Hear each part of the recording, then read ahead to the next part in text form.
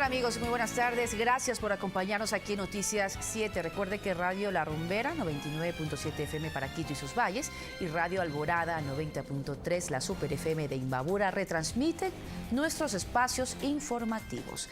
De inmediato los titulares. La Fiscalía acusó al vicepresidente Jorge Glass y a 12 procesados de autores del delito de asociación ilícita en el caso Odebrecht. Trabajadores bananeros de Naranjal denunciaron discriminación laboral en haciendas. Ayúdame a sembrar es un nuevo programa para mujeres privadas de la libertad en la provincia del Guayas. Y en lo internacional, la oposición venezolana pidió un diálogo serio con el régimen de Nicolás Maduro.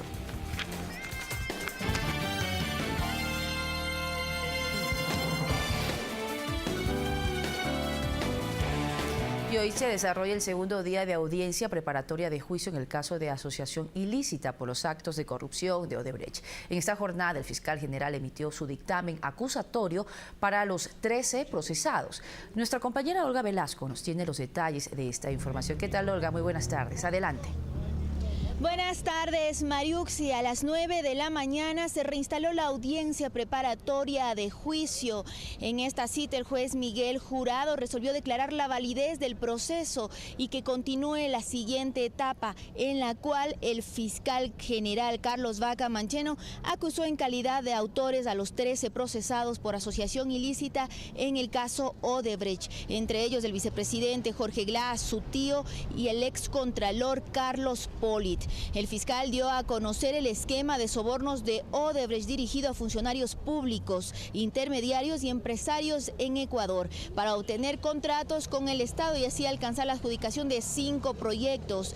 Además, destacó que en sobornos Odebrecht pagó más de 33 millones de dólares, mientras que esta constructora brasileña se benefició con más de 116 millones de dólares por la adjudicación de los contratos, a lo que el fiscal denominó un esquema estándar que aplicaba para poder alcanzar esta adjudicación de contratos. Además, el fiscal general señaló que en 2011 Ricardo Rivera, el tío del vicepresidente, se presentó como un intermediario del segundo mandatario Jorge Glass ante José Conceizao Santos, el funcionario de Odebrecht acá en el país.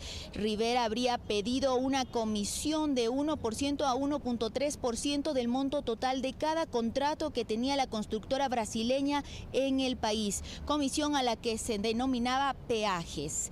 En total, señaló el fiscal que Ricardo Rivera recibió 13.5 millones de dólares de Odebrecht entre los años 2012 y 2016, dinero que se habría recibido a través de transacciones en la empresa Glory International domiciliada en Hong Kong y también en efectivo. Tenemos reacciones del abogado de Ricardo Rivera, el doctor Aníbal Quinde. Escuchemos. Pero por lo menos de 13.5 millones que ha dicho la Fiscalía, esperemos tenga el sustento suficiente para poderlo relacionar con el ingeniero Rivera, que como siempre hemos sostenido, no existe aquella relación con estas transferencias realizadas a personas jurídicas como la que ha mencionado siempre, Glory. Y además, esperemos ahora que la Fiscalía revele si es que tiene el elemento que soporte aquella declaración dada ahora de los pagos realizados en efectivo de estos 8 millones por parte del señor Santos. Estamos a la expectativa y esperemos que aquello ocurra. Así también el fiscal señaló que el excontralor Carlos Polit recibió 10.1 millones de dólares de Odebrecht por haber emitido informes favorables a la empresa Odebrecht en todos los procesos en los que se encontraba adjudicada. El doctor Hernán Ulloa, abogado del excontralor Carlos Polit, también cuestionó estas aseveraciones y tenemos reacciones de él. Escuchemos. Yo he argumentado durante todo el procedimiento de que contra el doctor Polit hasta el día de hoy no hay nada válido. Todos los elementos de convicción que se han presentado en contra de él son elementos viciados de nulidad, pruebas ilícitas, tanto es así que hasta el día de hoy ni siquiera hay una experticia de la supuesta voz del doctor Polit. Yo aspiro a que luego de las alegaciones que hagamos en esta siguiente etapa, el doctor Polit sea sobreseído. Hasta el momento, el fiscal presentó 26 elementos para demostrar la materialidad del delito y también presentó otros 28 elementos de convicción que sustentan la acusación en contra del segundo mandatario Jorge Glass. La audiencia se suspendió a las 13 horas y se reinstalará a las 15 horas. El fiscal continuará presentando sus elementos de convicción. En este caso iniciará con el procesado Ricardo Rivera. Esa es la información que se genera, Mariuxi, acá en la Corte Nacional de Justicia. Continuamos contigo. Buenas tardes. Muchísimas gracias, Olga, por ese informe. Vamos a estar pendientes entonces cuando se reinstale la audiencia. Mientras tanto, les contamos que fuerzas políticas delinean escenarios sobre el futuro del vicepresidente sin funciones, Jorge Glass. Voces opinan que debe ser el Pleno de la Asamblea el que debe pronunciarse de manera definitiva sobre su situación. Luis Fernando Torres, asambleísta social cristiano en alianza con el movimiento Tiempo de Cambio e integrante del Consejo de Administración de la legislatura, cree que la Asamblea puede acortar tiempos para definir la situación del vicepresidente Jorge Glass. La vía es que el Pleno de la Función Legislativa se pronuncie respecto del informe de Contraloría sobre las responsabilidades civiles y administrativas en la adjudicación del contrato de explotación petrolera del bloque Zingue. La Asamblea está contra la espada y la pared, porque la Asamblea tiene la obligación de pronunciarse, sea para declarar que está inhabilitado el ingeniero Jorge Glass para ejercer la función de vicepresidente o lo contrario. El Consejo de Administración de la legislatura se reunirá el próximo lunes para posiblemente tomar definiciones sobre este tema. Y si con 69 votos se resuelve que el vicepresidente está inhabilitado, ya no sería vicepresidente e inmediatamente el presidente Moreno debería enviar la terna para que la Asamblea elija al nuevo vicepresidente de la República. Es insostenible la situación del señor Glass y es absolutamente indefectible el juicio político que han planteado prácticamente todas las bancadas de la legislatura. Entre tanto, al conocerse la acusación en contra de Jorge Glass por parte de la Fiscalía en calidad de autor del presunto delito de asociación ilícita, la legisladora Soledad Buendía se pronunció bajo los siguientes términos. Aquí lo que hacemos nosotros es el respeto de la ley. Respetamos lo que dice la Constitución, la presunción de inocencia. Respetamos las instancias judiciales, respetamos aquellas instancias y serán esos espacios quienes deban pronunciarse. La próxima semana será clave para determinar el camino político que desde la Asamblea se tomará respecto a la situación del vicepresidente, más aún cuando hay la férrea intención de concretar un juicio político en su contra. Javier Ceballos, Ecuador TV. Y en Cuenca, la Fiscalía se ratifica en la acusación contra 6 implicados en el caso Etapa. Durante la audiencia preparatoria de juicio, el fiscal de la causa presentó sus argumentos con los que señala a Iván P., exgerente de Etapa, como autor del presunto delito de tráfico de influencias para favorecer a parientes de funcionarios municipales con un contrato millonario. Se espera la decisión judicial de llamar a juicio a sobreseer a los implicados. Los elementos de convicción que se sirviera a la Fiscalía para solicitar el auto de llamamiento a juicio los destaco entre los siguientes: copias certificadas del contrato de adjudicación, un informe del vínculos de parentesco entre los ciudadanos que dicen ser contratistas o que fueron contratistas con funcionarios de la empresa, versiones de varios funcionarios de CERCOP, Servicio de Contratación Pública, que establece o delató el hecho que nosotros consideramos dentro de un juicio penal, un informe de análisis de contratación pública, acciones de personal de los funcionarios de etapa que vinculaban con el parentesco con los funcionarios que vengo haciendo referencia, varias comunicaciones oficiales de la empresa y resoluciones, entre otra documentación que fue debidamente individualizada y explicada al señor juez de la causa. Luego de este análisis jurídico que establezca el señor juez de garantías, establecerá si tenemos como Fiscalía un caso sólido para poder sostener acusación en la etapa central del proceso. El presidente de la República encabeza el 7º gabinete itinerante en la ciudad de Ambato. El jefe de Estado se refirió a la importancia de la provincia de Tungurahua por su aporte productivo a la economía del país. Alexis Moncayo nos preparó un informe desde Ambato.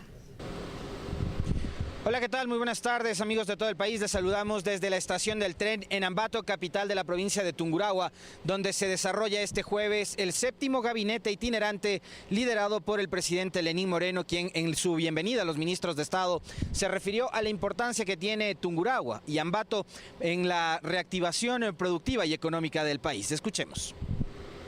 Esta provincia en la cual ustedes se encuentran, de que cada cantón representa un ejemplo de capacidad productiva. La avenida Ceballos,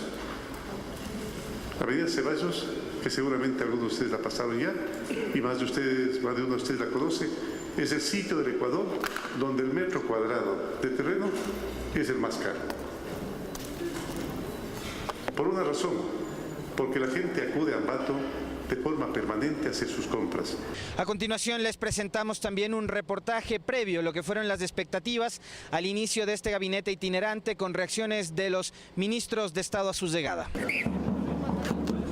El séptimo gabinete itinerante del gobierno del presidente Moreno se convocó este jueves 9 de noviembre en Ambato, capital de Tungurahua, para analizar los proyectos que se desarrollan en la zona 3 en el centro del país. Lo que es Chimborazo, Cotopaxi y Pastaza. De hecho, hace unos minutos terminamos la sesión del gabinete zonal con todos los coordinadores zonales y gobernadores. En este sector del Ecuador existe expectativa por los proyectos del gobierno para promover la reactivación económica. Nosotros tenemos varios proyectos en carpeta, una de ellas es la posible ampliación de la vía entre Ambato y Riobamba, que es fundamental en la conectividad de las dos provincias, yo diría incluso en la conectividad de todo el país. Lo social es una de las prioridades, aseguró el ministro de Inclusión, Iván Espinel. Dado que la Sierra Central tiene alto grado de vulnerabilidad de su población, pues los programas que ya están implementados, como el bono variable, como la pensión del adulto mayor, como en desarrollo infantil, el aumento de cobertura y los demás temas coyunturales necesarios para abrigar la esperanza, como ha manifestado nuestro presidente, un progreso evidente. Hoy día no necesitamos banderas políticas, hoy día no necesitamos decir si eres de izquierda o de derecha, necesitamos un consenso entre los ecuatorianos. Pero además será parte del análisis entre el jefe de Estado y sus ministros, la ejecución presupuestaria y el contenido de la Proforma 2018 enviada la semana pasada a la Asamblea Nacional. En Ambato, con imágenes de Byron Espinosa y José Luis Gualotuña, Alexis Moncayo, Ecuador TV. Como un detalle adicional les comentamos que como asistentes a este gabinete han acudido los representantes de los organismos de gobiernos seccionales, por el Congope Gustavo Baroja y prefecto de Pichincha también, Bolívar Armijos por las juntas parroquiales y Daniel Avesilla por la Asociación de Municipalidades del Ecuador. También estuvo presente Daniel Mendoza, asambleísta coordinador de la bancada de Alianza País y Aliados, quien ha sido cuestionado por algunas de sus colegas de parlamento en esta semana. Este es el informe que les presentamos desde la provincia de Tungurahua. Retornamos a este estudios con más. Muy buenas tardes. Muchísimas gracias, Alexis, por ese informe. Les contamos que al interior de la Asamblea Nacional continúan los acuerdos y desacuerdos sobre la consulta popular. La ala correísta de Alianza País insiste en sus cuestionamientos a esta iniciativa propuesta desde el Ejecutivo. A esta declaración de prensa se presentaron 22 asambleístas de Alianza País, identificados con la línea de acción del expresidente Rafael Correa. Presentaron un manifiesto que expone, entre otros puntos, su rechazo a las acciones de Contraloría. Para la persecución y retaliación a quienes piensan diferente. Dejaron en claro que harán un nuevo pronunciamiento respecto a la legitimidad de las preguntas, luego del pronunciamiento que haga al respecto la Corte Constitucional. Si se quiere reformar la Constitución, restringiendo derechos o modificar la estructura del Estado, la vía es la Asamblea Constituyente y no un referéndum conforme el principio de Montecristi. Se anticiparon, por ejemplo, a advertir los riesgos para la institucionalidad del país de un Consejo de Participación Ciudadana transitorio y las decisiones que este órgano pueda tomar bajo esta condición. Puedan evaluar a las otras funciones, vulnera una de las competencias más importantes de la Asamblea Nacional, que tiene que ver con la fiscalización y el control político. Minutos antes, Domingo Paredes, expresidente del Consejo Nacional Electoral y actual subsecretario del Agua, destacó la importancia de que el pueblo, el mandante, se pronuncie en esta consulta. Son preguntas claves importantes para la construcción de un modelo político nacional de nuevo tipo. Pronunciamiento público, donde Ricardo Zambrano, asambleísta de Alianza País, se refirió en los siguientes términos a la decisión de un grupo de la directiva del movimiento oficialista de retirar de la presidencia de la agrupación a Lenín Moreno. Yo considero que es un acto espurio, grotesco e ilegal. Javier Ceballos, Ecuador TV. Son las 14:02 de la tarde, hacemos un alto en la información, ya volvemos con más noticias.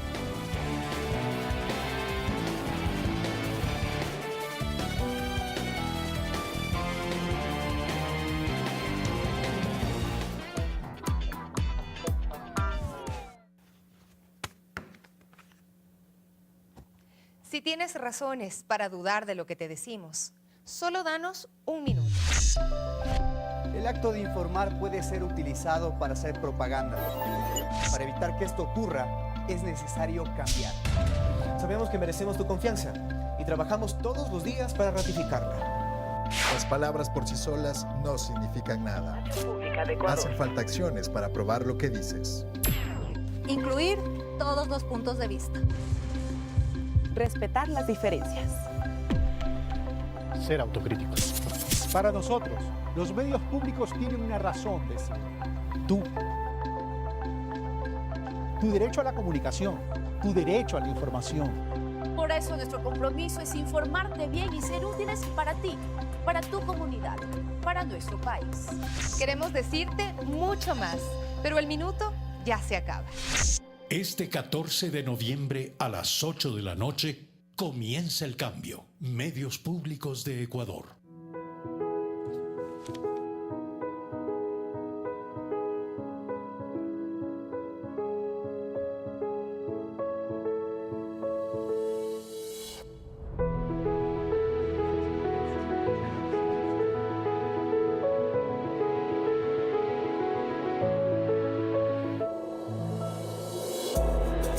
En Navidad, sorprende. Regala un Sony Xperia L1 con headphones incluidos en cuotas de $12.99. Hay un smartphone ideal para ti.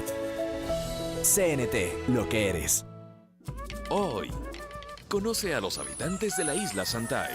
Mejor vivo en una isla tranquila, que nadie me moleste, oír las aves que la arrullan más a uno. Y la diversidad de flora y fauna. En este sitio nosotros tenemos 2 encierros. En el primer encierro tenemos 11 ejemplares, presumiblemente hembras. Ecuador multicolor. Hoy, 14:30. Cuando nos sentimos seguros, podemos proteger desde lo más grande hasta lo más importante. Desde una central termoeléctrica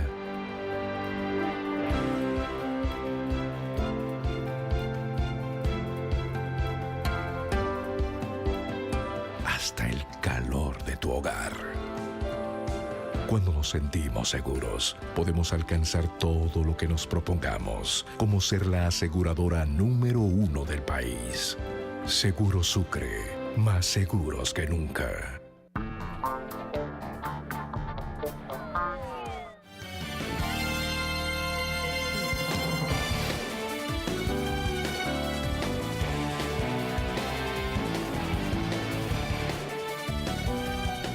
De regreso con más noticias, les contamos que trabajadores del sector bananero de Naranjal denunciaron casos de discriminación laboral en sus lugares de trabajo. Representantes de la Asociación Sindical de Trabajadores Agrícolas y Campesinos señalaron que esto podría tener repercusiones negativas en el acuerdo comercial firmado con la Unión Europea. Me despidieron como si nada, como que... Su clamor no solo surge de la necesidad de agremiarse libremente o de mejorar las condiciones laborales bajo las que están sometidos. Ahora denuncian casos de discriminación. Santos Correa lo vivió y relata que luego de trabajar durante 4 años para una empresa en Naranjal como deshojador de banano, fue despedido sin motivo alguno y que 8 días después liquidaron también a su esposa. Mi mujer me lloraba porque la verdad ya perdió el trabajo según por lo que yo era asociado en las TAC. Aseguran que son parte de lo que denominaron una lista negra. Esta consecuencia da cuenta de una conspiración, confabulación de los propietarios de estas empresas para perjudicar a este individuo, a este trabajador. La situación se agrava cuando las afectadas son madres de familia en periodo de lactancia. Por reclamar eso, pues mi marido también, por reclamar mis derechos, ahí lo votaron. Jorge Acosta, coordinador general de la Asociación Sindical de Trabajadores Agrícolas y Campesinos, aseguró que existen otros sucesos de violación de derechos en el sector bananero y señaló que esto podría tener repercusiones negativas en el acuerdo multipartes que Ecuador firmó con la Unión Europea a finales de 2016, pues no se estaría cumpliendo con uno de los capítulos del tratado que contempla el desarrollo sostenible. Nosotros aquí estamos dispuestos a conversar, ¿no? Partiendo del hecho de que necesitamos, el país necesita dar una imagen al mundo sobre que respeta los derechos de los trabajadores. Ha pasado un mes desde que la familia Santos Correa dejó de percibir un ingreso mensual. Ahora la denuncia está en manos de la Fiscalía y la Defensoría del Pueblo.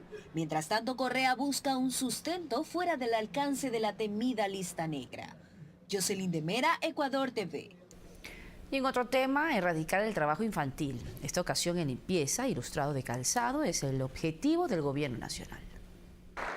Y para lograrlo, el Ministerio de Inclusión Económica y Social puso en marcha el protocolo intersectorial para la prevención y erradicación del trabajo infantil, que ha sido consensuado técnicamente con todos los ministerios, los que intervienen con la DINAPEN, con el Ministerio de Justicia, el Ministerio de Salud, para articuladamente tomar decisiones. Según el ministro Espinel, en el país todavía existen índices elevados del número de menores inmersos en tareas laborales. Alrededor del Ecuador es 4.9% en la población de niños y adolescentes, lo que quiere decir que tenemos como Ministerio de Inclusión Económica y Social y todas las autoridades del Estado y los ciudadanos erradicar este mal. Con la aplicación de políticas públicas en los últimos años se logró erradicar el trabajo infantil en basurales, pero ahora se apunta a otros ámbitos en los cuales los menores todavía son explotados. Del último levantamiento que hicimos en el centro histórico se encuentran alrededor de 900 niños, niñas y adolescentes en situación de trabajo infantil, específicamente lavado e ilustrado de calzado. El lanzamiento del programa se desarrolló en el Salón del Ex Senado de la Asamblea Nacional. Alexis Moncayo, Ecuador TV. El ministro de Agricultura se reunió con el sector arrocero en el cantón San Borondón. En la cita se definieron estrategias de mejoramiento en productividad. Además, se dieron a conocer los beneficios del primer centro de investigación del arroz a nivel nacional. Tras un recorrido por el Centro de Investigación del Arroz en el cantón San Borondón, provincia del Guayas, el ministro de Agricultura, Rubén Flores, conoció de cerca los beneficios en productividad que se van a generar para los productores a nivel nacional. Darle tecnología, transferencia de tecnología, darle conocimientos para que el productor arrocero pueda desarrollar trabajos en campo y ser eficiente. Va a ser una herramienta fundamental para nosotros los productores arroceros de aquí del país en general, ¿no? Porque se va a sacar variedades para diferentes provincias. Por su lado, el alcalde de San Borondón destacó el proceso de diálogo impulsado desde el gobierno nacional para enfrentar los inconvenientes que el sector arrocero ha registrado últimamente. A los años que tenemos apertura para poder conversar, discutir, más que nada en buenos términos, de buscar soluciones.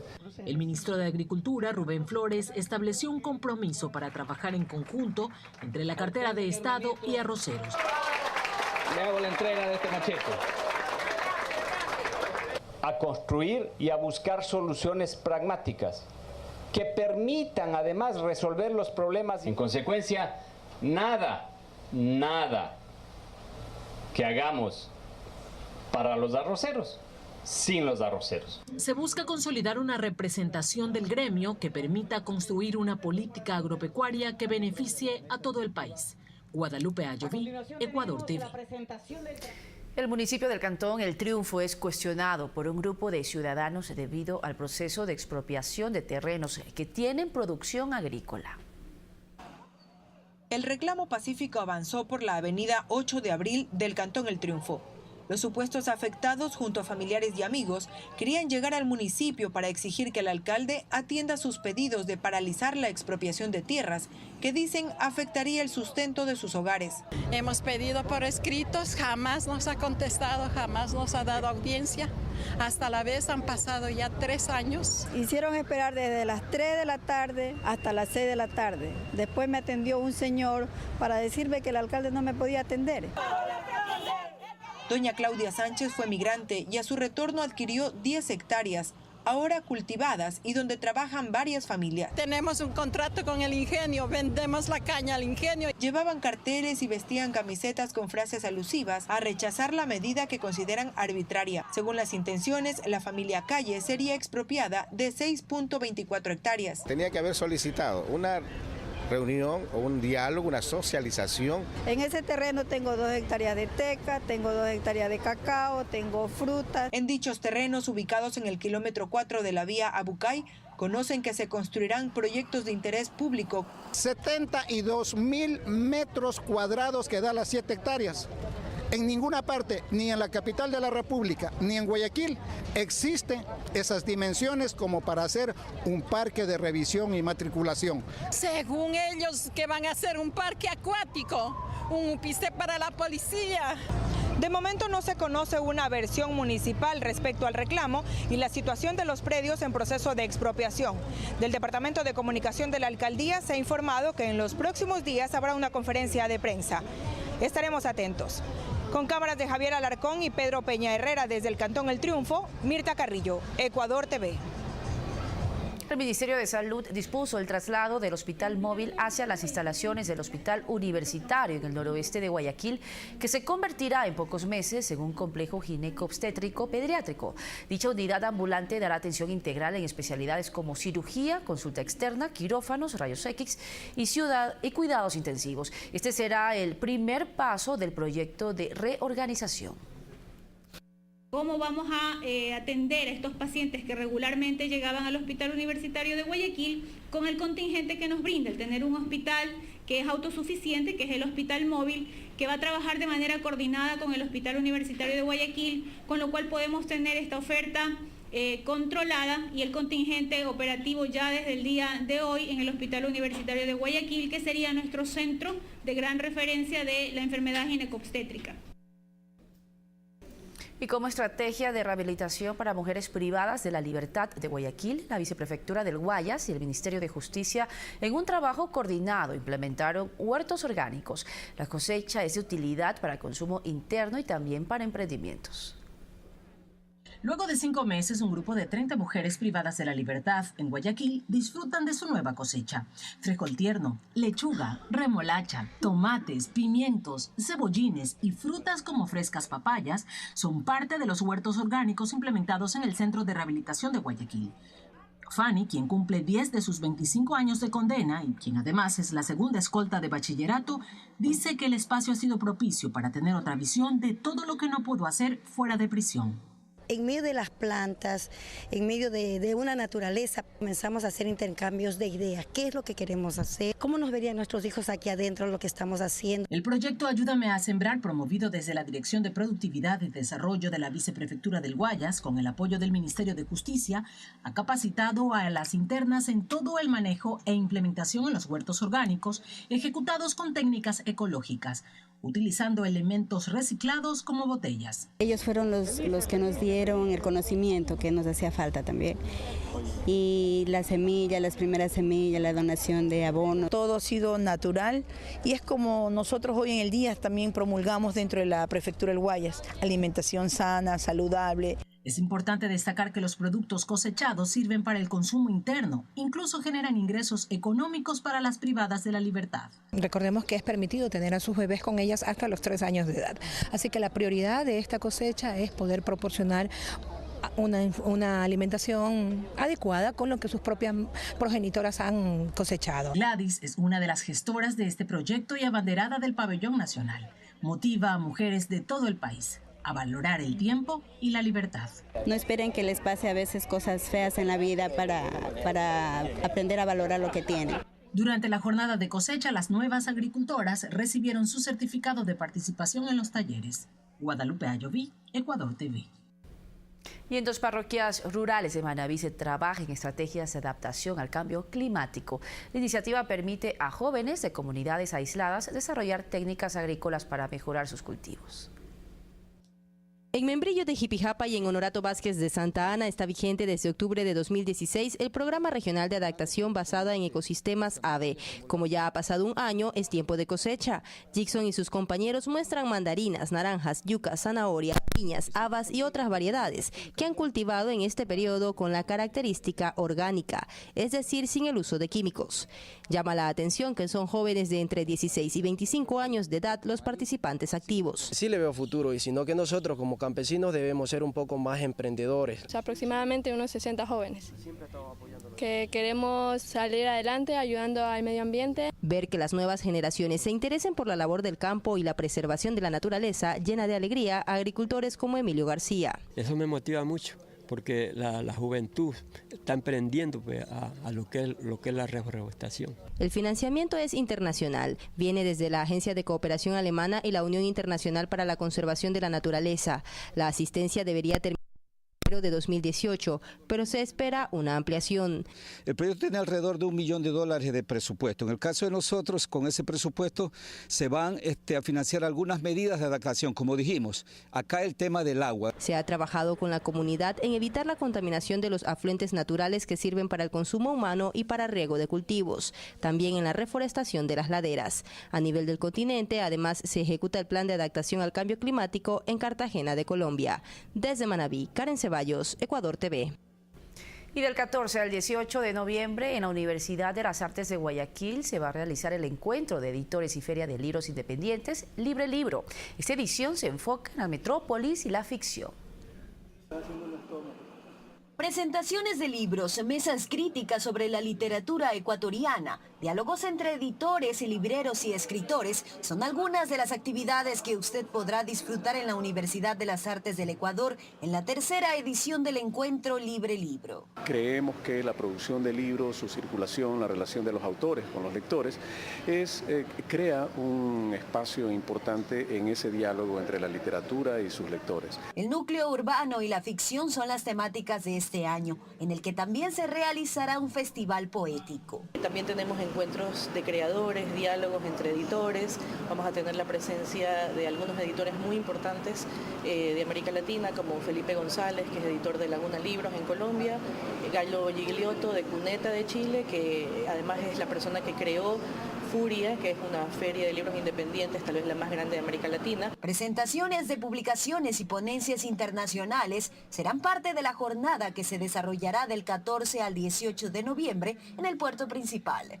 Invitamos a todos ustedes, a todas ustedes, a venir acá a la Universidad de las Artes, en el edificio principal, en Malecón y Aguirre, y ser parte de este gran encuentro de Libre Libro. Jocelyn de Mera, Ecuador TV. En Napo se mantiene el consumo carne de monte. Al momento, una persona es procesada para comercializarla. Dentro de las medidas para combatir esta práctica, el Ministerio del Ambiente realiza campañas para evitar el tráfico de la vida silvestre. El consumo de carne de animales silvestres como el tapir, huanta, huatusa, armadillo, monos, entre otros, es constante en la provincia amazónica de Napo. En varios lugares se comercializa como platos típicos de la Amazonía. La gente del Puyo, otros vienen de Loreto. Señoras saben venir a vender acá las guantas. Un estudio de la organización no gubernamental WCS, por sus siglas en inglés, revela que en la provincia amazónica de Napo se consume carne de animales silvestres, incluso en peligro de extinción.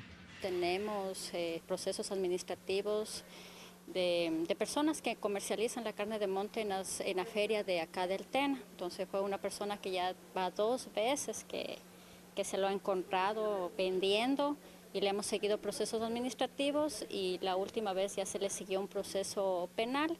El Ministerio del Ambiente, en lo que va del año 2017, ha realizado 30 operativos de control y vigilancia para evitar la comercialización de este tipo de carne. La persona está con esa conciencia de que ya no puede vender la carne de monte. Al mismo tiempo realizan campañas de concienciación ciudadana para que dejen de consumir este producto. Si es para subsistencia no hay ningún problema. Si usted caza para comer no hay ningún problema. Pero usted caza para vender o caza para la fiesta, eso sí es un delito. La autoridad responsable de proteger la vida silvestre en la provincia advierte que el Código Orgánico Integral Penal COIP establece sanciones que pueden ir de $2.000 a $3.000 y privación de libertad para la persona que trafique animales silvestres, mucho más si son especies en peligro de extinción. Juan Sarmiento, Ecuador TV. 29 deportistas de Guayas competirán en los primeros Juegos Nacionales de Playa de Olimpiadas Especiales que se realizarán del 10 al 13 de noviembre en Manta. Hoy les presentamos la historia de superación de un joven que, a pesar de su discapacidad intelectual, se perfila como una promesa en el mundo del deporte. Freddy Andrade, quien tiene 53% de discapacidad intelectual, es uno de los deportistas de alto rendimiento. Él ha competido en varios Juegos Nacionales, dejando en alto el nombre de la provincia del Guayas. Además, representó al país en los Juegos Latinoamericanos Panamá 2017, donde obtuvo varias medallas. Competí de la disciplina de atletismo en lanzamiento de bala. Ganó una medalla de plata. En posta de 4x100, ganamos una medalla de oro. Y la que más me gustó fue la de 400 metros largo, porque estuve con chicos que sí se los veía que me podían ganar. Su discapacidad no lo ha limitado en nada. Él culminó sus estudios de teología en la universidad y desde hace 4 años se sumó a Olimpiadas Especiales. Chico que le encanta el deporte. Ahora mismo Freddy Andrade nos va a representar en balonmano, porque balonmano es de alto rendimiento. Una nueva disciplina que me encanta porque es ahora en equipo que voy a estar, pero eso es lo que me gusta a mí, experimentar algunas disciplinas, no solo en una. Muchas disciplinas son las que me encantan también.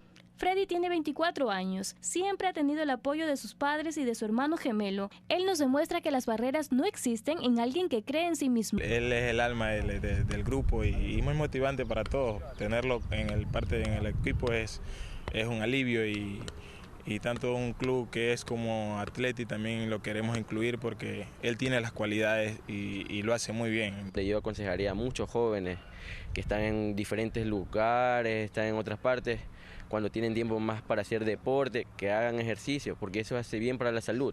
Desde que comencé estoy aquí, casi ya ni me acuerdo yo, por decirlo así, cuando estoy enfermo. Gisela Poveda, Ecuador TV. Felicidades. Un nuevo proyecto de microemprendimiento en la provincia de Chimborazo pretende incentivar la economía de 155 familias en condición de vulnerabilidad. En el cantón Payatanga, 155 familias son parte del proyecto Fortalecimiento Socioeconómico de las Familias con Niños, Niñas y Adolescentes, Adultos Mayores y Personas que se encuentran en situación de riesgo. Tenemos discapacitados y adultos mayores.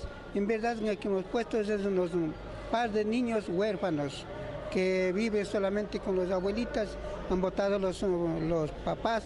El proyecto impulsado por el Patronato Provincial consiste en entregar a cada beneficiario 9 gallinas de postura, un gallo, medicinas, vitaminas y alimento. La idea es generar microemprendimientos que a futuro, mediante la asociatividad, se conviertan en pequeñas microempresas. Lo que se pretendía es fortalecer el aspecto socioeconómico de las familias en donde se notó que la niñez trabajaba. Que nuestros pueblos, nuestros ciudadanos, de todo el sector de la provincia, a través de la minga, vayan desarrollándose.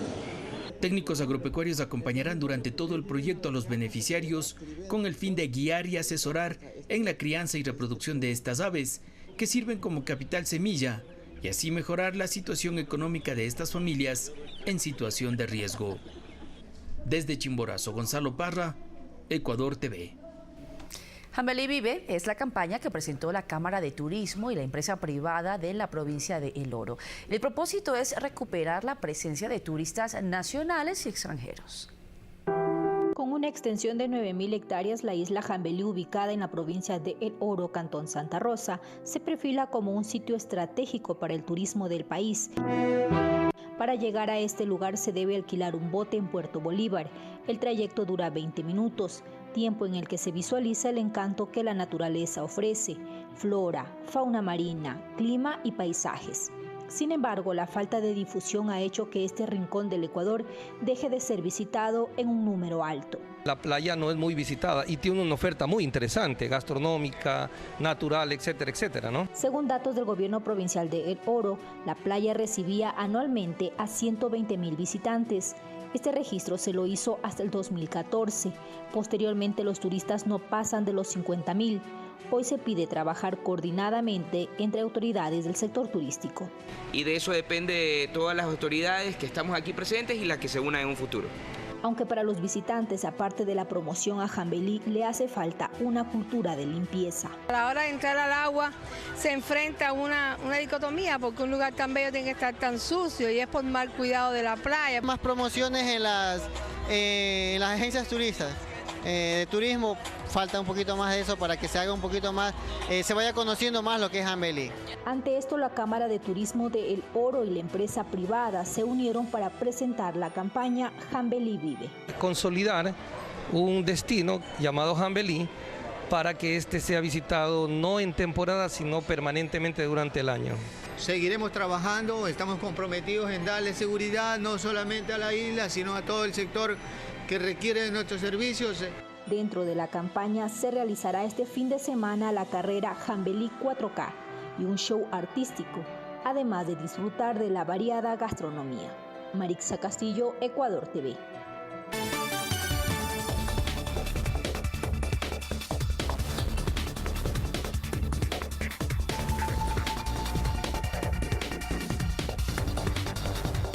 El Departamento del Tesoro de Estados Unidos analiza nuevas sanciones contra 10 altos funcionarios de la Asamblea Nacional de Venezuela por enriquecimiento ilícito.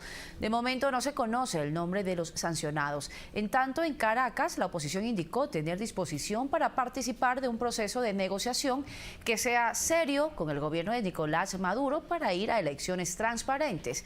Esta declaración se da un día después de que la constituyente aprobó la ley de odio que limita la información en los medios y recrudece las sanciones con quienes insten a la violencia.